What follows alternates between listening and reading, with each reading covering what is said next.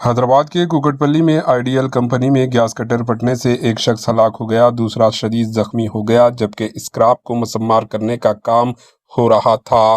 Gas cutter अचानक फट गया। इस हादसे में एमडी मुबीन हलाक हो गया। बिहार से ताल्लुक़ रखने वाला मोहम्मद मुबीन की मौके पर ही मौत वाक़ हो गई, जबकि दूसरा मजदूर जमील अहमद शदीद तौर पर ज़ख्मी हो गया। इसे फौरी तौर पर करीबी अस्पताल ले जाया गया, जहां ज़ेरे इलाज है।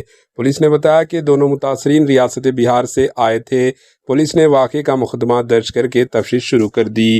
Bureau report, AHN news.